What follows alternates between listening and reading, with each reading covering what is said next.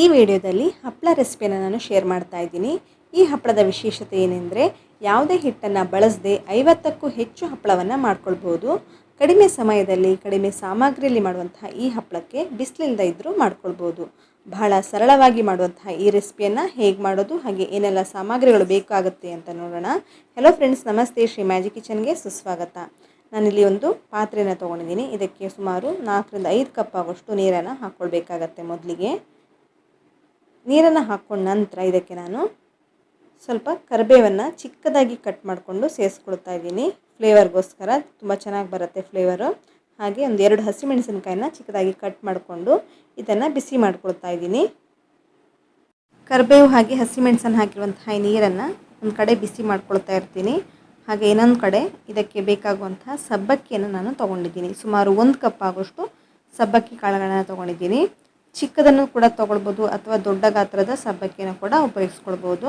ನಿಮ್ಮ ಹತ್ರ ಯಾವುದಿದೆ ಅದನ್ನು ಉಪಯೋಗಿಸ್ಕೊಳ್ಳಿ. ನೋಡಿ, ಈಗ 1 ಕಪ್ ಆಗೋಷ್ಟು ಸಬ್ಬಕ್ಕಿಯನ್ನು ಮಿಕ್ಸಿ ಜಾರ್ಗೆ ಸೇರಿಸ್ಕೊಳ್ತಾ ಇದ್ದೀನಿ. ಇದನ್ನು ಪೌಡ್ರ್ ಮಾಡ್ಕೊಳ್ತಾ ಇದ್ದೀನಿ. ಆದಷ್ಟು ನಯವಾಗಿ ಇದನ್ನು ಪೌಡ್ರ್ ಮಾಡ್ಕೊಳ್ಳೋದಕ್ಕೆ ಟ್ರೈ ಮಾಡಿ.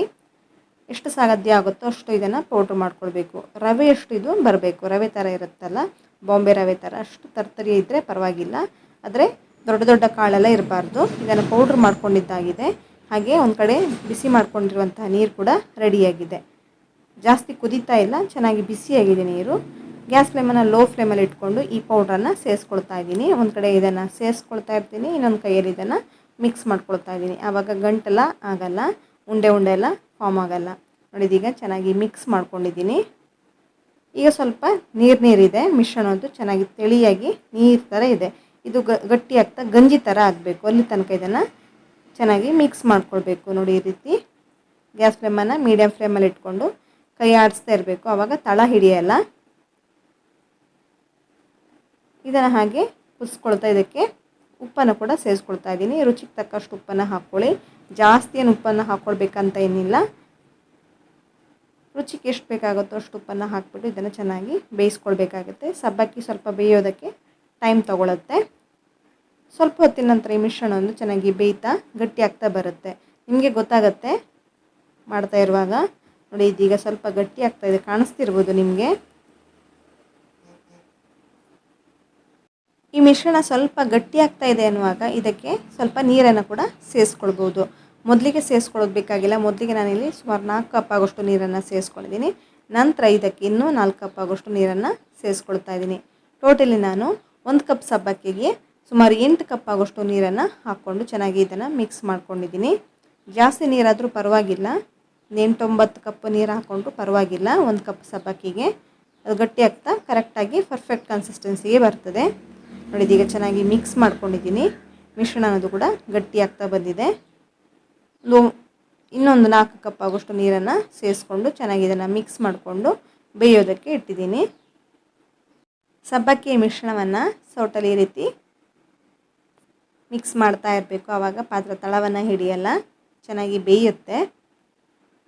ನೋಡಿದೀಗ ಇದು ಗಟ್ಟಿ ಆಗ್ತಾ ಬಂದಿದೆ. ಚೆನ್ನಾಗಿ ಗಟ್ಟಿಯಾಗಿ ಗಂಜಿ ಥರ ಆಗುತ್ತಲ್ಲ, ಆ ಹಂತದಲ್ಲಿ ಇದಕ್ಕೀಗ ನಾನು 1 ಟೇಬಲ್ ಸ್ಪೂನ್ ಆಗೋಷ್ಟು ಓಂ ಕಾಳನ್ನು ಹಾಕ್ಕೊಳ್ತಾ ಇದ್ದೀನಿ. ಒಳ್ಳೆ ಫ್ಲೇವರ್ ಕೊಡುತ್ತೆ, ಟೇಸ್ಟ್ ಕೂಡ ತುಂಬ ಚೆನ್ನಾಗಿ ಬರುತ್ತೆ. ನೀವು ಬರೀ 1 ಕಪ್ ಸಬ್ಬಕ್ಕಿ ಹಾಗೆ ನೀರಲ್ಲಿ ಕೂಡ ಇದನ್ನು ಮಾಡ್ಕೊಳ್ಬೋದು. ಹಸಿಮೆಣಸು, ಕರಿಬೇವು ಸೊಪ್ಪು ಹಾಗೆ ಓಂ ಕಾಳನ್ನು ಹಾಕೊಳ್ಳುವಂತಹ ಅಗತ್ಯ ಕೂಡ ಇರಲ್ಲ. ಅದು ಪ್ಲೈನಾಗಿ ಅದು ಕೂಡ ತುಂಬಾ ಚೆನ್ನಾಗಿ ಬರುತ್ತೆ. ನೋಡಿ, ಈ ಕನ್ಸಿಸ್ಟೆನ್ಸಿ ಬಂದಿದೆ. ದೋಸೆ ಹಿಟ್ಟು ಅಥವಾ ಉದ್ದಿನ ಹಿಟ್ಟು ಬರುತ್ತಲ್ಲ ಇಡ್ಲಿ ಮಾಡೋದಕ್ಕೆ, ಆ ರೀತಿ ಬರಬೇಕು. ನೋಡಿ, ಈ ಕನ್ಸಿಸ್ಟೆನ್ಸಿಲಿ ಇದು ಇರಬೇಕಾಗತ್ತೆ. ನೋಡಿ, ಮೇಲಿಂದ ಎತ್ತಿ ಬಿಟ್ಟರೆ ತುಂಬ ಭಾರವಾಗಿ ಬೀಳ್ತಾ ಇದೆ. ಈ ಕನ್ಸಿಸ್ಟೆನ್ಸಿ ಬಂದ ನಂತರ ಗ್ಯಾಸ್ ಫ್ಲೇಮನ್ನು ಆಫ್ ಮಾಡಿಬಿಟ್ಟು ಈ ಮಿಶ್ರಣವನ್ನು ತಣ್ಣಗಾಗೋದಕ್ಕೆ ಇಡ್ತಾ ಇದ್ದೀನಿ. ಇನ್ನೊಂದು ಪಾತ್ರೆಗೆ ಹಾಕಿಬಿಟ್ಟು ಇದನ್ನು ಸ್ವಲ್ಪ ಹೊತ್ತು ತಣ್ಣಗಾಗೋದಕ್ಕೆ ಇಟ್ಕೊಳ್ಬೇಕು. ನಂತರ ಇದನ್ನು ಹಪ್ಪಳ ಮಾಡೋದಕ್ಕೆ ಹಾಕ್ಕೊಳ್ಬೋದು. ನೋಡಿ, ಕನ್ಸಿಸ್ಟೆನ್ಸಿ ಕಾಣಿಸ್ತಿರ್ಬೋದು. ಸ್ವಲ್ಪ ತಣ್ಣಗಾದ ನಂತರ ಇನ್ನೂ ಸ್ವಲ್ಪ ಗಟ್ಟಿಯಾಗತ್ತೆ. ಇವಾಗ ನಾನು ಒಂದು ಪ್ಲಾಸ್ಟಿಕ್ ಶೀಟ್ ಮೇಲೆ ಸುಮಾರು 1.5 ಟೇಬಲ್ ಸ್ಪೂನ್ ಆಗೋಷ್ಟು ಮಿಶ್ರಣವನ್ನು ಈ ರೀತಿ ಹಾಕ್ಕೊಂಡು ಸ್ಪ್ರೆಡ್ ಮಾಡ್ಕೊಳ್ತಾ ಇದ್ದೀನಿ. ನೋಡಿ, ಈ ರೀತಿ ಸ್ಪ್ರೆಡ್ ಮಾಡ್ಕೊಳ್ಳಿ. ನಾನು ಸ್ವಲ್ಪ ದೊಡ್ಡದಾಗಿ ಇದನ್ನು ಸ್ಪ್ರೆಡ್ ಮಾಡ್ಕೊಂಡಿದ್ದೀನಿ. ಚಿಕ್ಕದಾಗಿನೂ ಬೇಕಾದರೆ ಮಾಡ್ಕೊಳ್ಬೋದು. ನಿಮ್ಗೆ ಯಾವ ಸೈಜಲ್ಲಿ ಬೇಕೋ ಆ ಸೈಜಲ್ಲಿ ಇದನ್ನು ಸ್ಪ್ರೆಡ್ ಮಾಡ್ಕೊಳ್ಬೋದು. ತುಂಬಾ ಟ್ರಾನ್ಸ್ಪರೆಂಟಾಗಿ ಗ್ಲಾಸ್ ಥರ ಬರುತ್ತೆ. ಇದು ಮಾಡ್ಕೊಂಡ ನಂತರ ತುಂಬಾ ರುಚಿಯಾಗಿರುತ್ತೆ. ಬೇಸಿಗೆಗಾಲದಲ್ಲಿ ಇದೆಲ್ಲ ಮಾಡಿಕೊಂಡ್ರೆ ನಿಮಗೆ ಮಳೆಗಾಲದಲ್ಲೆಲ್ಲ ಇದನ್ನು ತಿನ್ನೋದಕ್ಕೆ ತುಂಬಾ ಚೆನ್ನಾಗಿರುತ್ತೆ. ಹೊರಗಡೆ ತಿಂಡಿ ತಂದು ತಿನ್ನೋದಕ್ಕಿಂತ ಮನೆಯಲ್ಲೇ ಈ ರೀತಿ ಹಪ್ಪಳ ಸಂಡಿಗೆಲ್ಲ ಮಾಡಿಕೊಂಡ್ರೆ ತುಂಬಾ ಅದ್ಭುತವಾಗಿರುತ್ತೆ. ಸಬ್ಬಕ್ಕಿ ಮಿಶ್ರಣವನ್ನು ನೋಡಿ ಈ ರೀತಿ ಸ್ಪ್ರೆಡ್ ಮಾಡ್ಕೊಳ್ತಿರಬೇಕು. ಸುಮಾರು 50ಕ್ಕೂ ಹೆಚ್ಚು ಹಪ್ಪಳವನ್ನು ಇದರಿಂದ ಮಾಡ್ಕೊಳ್ಬೋದು. ಒಂದು 60-70 ಹಪ್ಪಳವನ್ನು ನಾನು ಮಾಡ್ಕೊಂಡಿದ್ದೀನಿ. ನಾನು ಸ್ವಲ್ಪ ದೊಡ್ಡದಾಗಿ ಇದನ್ನು ಮಾಡ್ಕೊಂಡಿದ್ದೀನಿ. ಸ್ವಲ್ಪ ಚಿಕ್ಕ ಸೈಜಲ್ಲಿ ಮಾಡ್ಕೊಳ್ತೀರಾದರೆ 100 ಹಪ್ಪಳವನ್ನು ಕೂಡ ಮಾಡ್ಕೊಳ್ಬೋದು. 1 ಕಪ್ಪು ಸಬ್ಬಕ್ಕಿಯಲ್ಲಿ ನೋಡಿ ಎಲ್ಲವನ್ನು ಮಾಡಿಕೊಂಡು ರೆಡಿ ಮಾಡ್ಕೊಂಡಿದ್ದೀನಿ. ಇದನ್ನು ಹೀಗೆ ಮನೆ ಒಳಗಡೆ ಒಣಗಲಿಕ್ಕೆ ಬಿಡ್ತಾ ಇದ್ದೀನಿ. ಚೆನ್ನಾಗಿ ಬಿಸಿಲಿದ್ರೆ ನೀವು ಬಿಸಿಲಲ್ಲಿ ಕೂಡ ಒಣಗಿಸ್ಬೋದು, ಅದು ಕೂಡಲೇ ಒಣೆಯುತ್ತೆ. ಇಲ್ಲ ಅಂದರೆ ಮನೆ ಒಳಗಡೆನೂ ಒಣಗಿಸ್ಬೋದು. ಒಂದು 2-3 ದಿವಸದಲ್ಲಿ ಚೆನ್ನಾಗಿ ಒಣಗುತ್ತೆ. ನೋಡಿ ಚೆನ್ನಾಗಿ ಡ್ರೈ ಆಗಿದೆ ಇದೀಗ. ಸುಮಾರು 60-70 ಹಪ್ಪಳವನ್ನು ಕೇವಲ 1 ಕಪ್ಪು ಸಬ್ಬಕ್ಕಿಯನ್ನು ಉಪಯೋಗಿಸ್ಕೊಂಡು ಮಾಡ್ಕೊಳ್ಬೋದು. ಕಾಣಿಸ್ತಿರ್ಬೋದು, ನಾನು ಸ್ವಲ್ಪ ದೊಡ್ಡದಾಗಿ ಮಾಡ್ಕೊಂಡಿದ್ದೀನಿ. ಚಿಕ್ಕದಾಗಿ ಕೂಡ ಇದನ್ನು ನೀವು ಮಾಡ್ಕೊಳ್ಬೋದು. ಟ್ರಾನ್ಸ್ಪರೆಂಟಾಗಿ ಗ್ಲಾಸ್ ಥರ ಬಂದಿದೆ.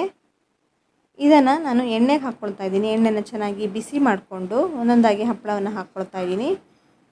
ಎಣ್ಣೆಗೆ ಹಾಕಿದ ನಂತರ ದೊಡ್ಡದಾಗುತ್ತೆ ನೋಡಿ, ಕಾಣಿಸ್ತಿರ್ಬೋದು 2ರಷ್ಟು ಆಗುತ್ತೆ ಇದು. ಗರ್ಗರಿಯಾಗಿ ರುಚಿಯಾದಂತಹ ಹಪ್ಪಳವನ್ನು ಮನೆಯಲ್ಲೇ ಬಹಳ ಕಡಿಮೆ ಸಾಮಗ್ರಿಯಲ್ಲಿ ಮಾಡ್ಕೊಳ್ಬೋದು. ಈ ಹಪ್ಪಳವನ್ನು ನೀವು ಒಂದು ಸಲ ಮಾಡಿ ಸ್ಟೋರ್ ಮಾಡಿ ಇಟ್ಟರೆ 5-6 ತಿಂಗಳ ತನಕ ಇದನ್ನು ಇಟ್ಕೊಳ್ಬೋದು. ಡೈಲಿ ಮಕ್ಕಳಿಗೆ ಈವ್ನಿಂಗ್ ಸ್ನ್ಯಾಕ್ಸ್ ಥರ ಕೂಡ ಮಾಡಿಕೊಡ್ಬೋದು. ತುಂಬಾ ರುಚಿಯಾಗಿರುತ್ತೆ.